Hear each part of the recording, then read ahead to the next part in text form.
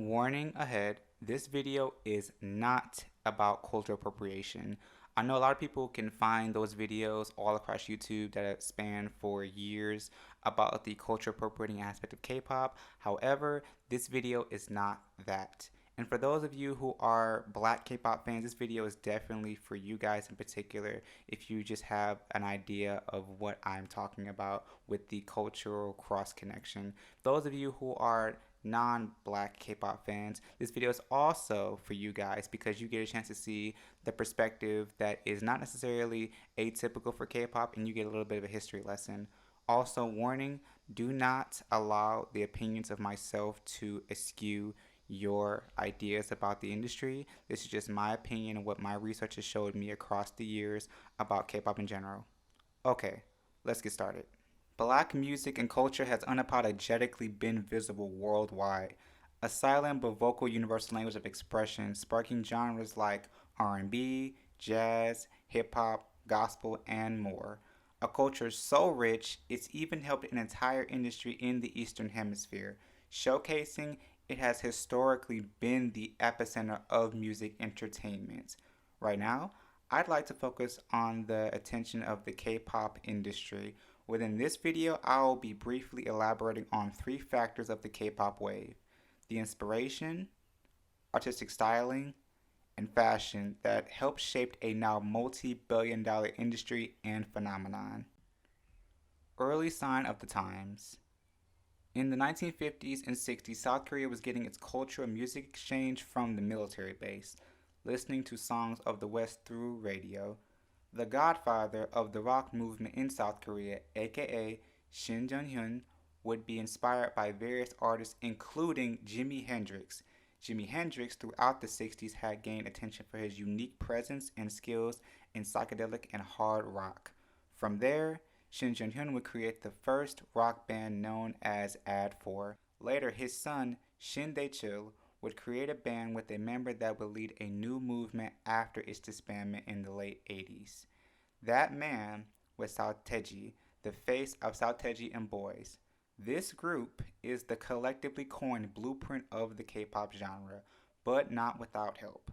Taeji visibly drew inspiration stylistically, performance, and sonically from hip-hop music. In the 1992 debut of Taeji's hypocritical and groundbreaking Nan Areya, the song clearly has New Jack Swing influences and moves pioneered from black artists of its time.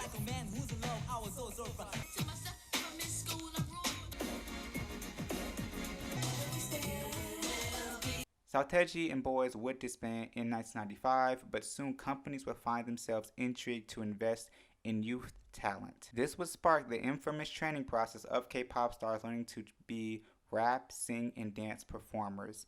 This training process would in many ways mirror the Motown system after artistic development seen in a slew of record labels. The companies would harvest raw talents through auditions and incubated them. The first notable company to attempt this was SM Entertainment. Its founder, Lee So-man, years later would make the statement that, quote, South Korea has best consumed black music in Asia. Just as J-pop was built on rock, we made K-pop on black music. Artistic styling. K-pop is known for its genre-bending music in today's era, the craft of a hybrid sound that took notable inspiration, seen in a slew of its first wave of pop stars, aka the first generation. Many major acts were using R&B and hip-hop sounds and vocal stylings. SM Entertainment would successfully launch a group called Shinhwa in 1998, singing ballads and R&B music. Their dance and vocal layout in the video Twinkling of Paradise displays a familiar vibe.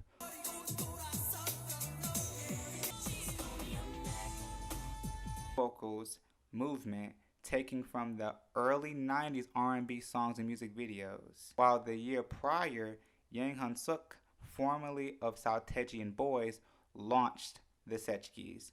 Their song Live and Die by Style, as it's translated, has a vocal style akin to Run DMC's It's Tricky. Although certainly not a copy and paste of the latter, some of the ad-libs sound a bit familiar. Within the year 2000, there was the debut of a legendary soloist, Bowan. She was and has been vocal on her inspiration by Michael Jackson and her appreciation of Janet Jackson. Boa even sampled a section of Janet's You Ain't Right in her 2003 single Rock With You. You can faintly but surely hear the intro of You Ain't Right in the instrumental. Good evening, ladies and gentlemen. She has covered several Michael Jackson songs live, including Man in the Mirror with the song's co-writer. This drawing of dance inspiration would help cultivate her skills and pave her legacy. Another big name emerging with his slick dance moves and R&B style vocals, known by his moniker Rain, he's openly showed influence by Usher and Michael Jackson in his live stages and music. This includes the fluid hip hop choreography, not to mention the yearning R&B crooner vocals laced all of his discography and live shows. His music, no doubt, is mostly contemporary R&B of its time with tinges of pop. As the mid-2000s arrived, a second generation of artists rose. This included Yang Suk's aka YG's debut of Big Bang in 2NE1. Big Bang in their debut years were building up their names with R&B pop / hip hop tracks. This would become one of the foundations of Big Bang itself, with their song We Belong Together being a striking resemblance to that of music by boy band B2K. They would go on to be arguably K-pop's biggest second generation artist, from songs like La La La, Bad Boy, Girlfriend, We Belong Together, and Cafe. The use of R&B styling vocals and hip-hop soundscapes to convey emotion or hype up a crowd are evident. This includes their leader G-Dragon, referred to as the king of K-pop, name-dropping artists like Missy Elliott, Pharrell, and Kanye West as influences. Their sister group 2NE1 will follow in the use of hip-hop, R&B, pop, and EDM fusion. Leader of 2NE1 and K-pop legend CL vocally spoke about Destiny's Child and TLC as influence to the group in her Black Lives Matter post. This can be heard in hits like I Don't Care, which follows an early 2000s R&B pop flared sound with the vocoder effect, not to mention their hit song It Hurts, using a stripped down R&B inspired vocal performance. The third generation of artists at the 2010s turn spawned BTS, EXO, iKON, and Blackpink, just to name a few. The SM Entertainment spawned EXO is known as the most recognizable and praised vocal group in the K-pop genre. Their vocal display of vocal riffs and ad-libs can be traced to names like Boyz II Men and New Edition. Their songs like What If and the Teddy Riley produced Call Me Baby easily reflect their influence in their dance moves and vocal performance. Teddy Riley has helped create a variety of tracks for artists like MJ and Bobby Brown. He is one of many known black talents behind SM Entertainment's release songs and demos. It's no secret that SM has outsourced demos to be used. Hybe Labels, aka formerly Big Hit Entertainment, launched the successful BTS initially as a hip-hop group.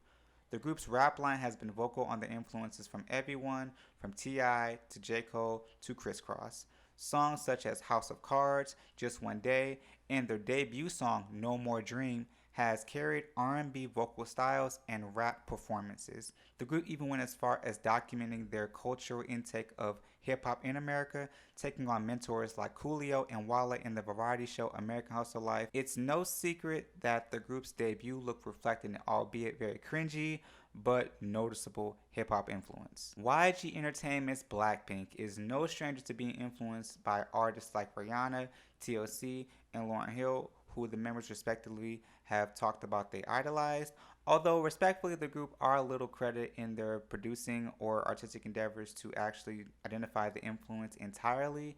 That honor respectfully goes to Teddy Park, who previously starred in a hip-hop group more than a decade prior. Notably, the hip-hop dance movement and formations in their choreography and training performances are visible. Although Blackpink tend to stand on trendy sounds and tinges of hip-hop, according to a Billboard article on Blackpink, the girls know standing on the hip-hop approach is not enough. Quote, but she and Jenny seem well aware that a group of Asian women adopting a style pioneered by Black American artists might be a hard sell for some stateside listeners who are keenly attuned to debates about cultural appropriation. It still makes sense that there is inspiration had. Fourth generation K-pop bands began around 2017 and evolved a step further. Although many acts have come into the scene, few have taken on the inspiration as visibly. The mainstream K-pop acts of the recent years have debuted with less visible influences, almost in a manner akin to never wearing any influences on their sleeve. With the consistent rise of TikTok, cultural boundaries, influence crossovers have become faster and harder to spot than before. However, a few of the mainstay influential fourth generation groups such as Stray Kids and ATEEZ have continued to push some hip hop elements in their music, while some other contemporaries continue to push a more black inspired element in their vocal delivery. One such example can be heard in ENHYPEN's newest EP titled Border Carnival. Like Fever and Not For Sale being standout songs, they also carry a very heavily inspired R&B vocal approach.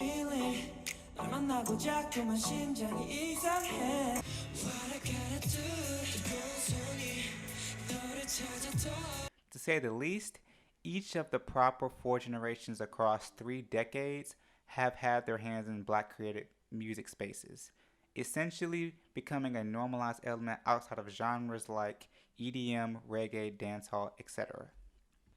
If you have made it this far in the video, thank you guys so much for watching. I appreciate it wholeheartedly. And if you'd like to see part 2 regarding the fashion, which is regarding a whole other can of worms regarding K-pop, please let me know. And if you want other videos, let me know in the comments below. And I will check you guys out later.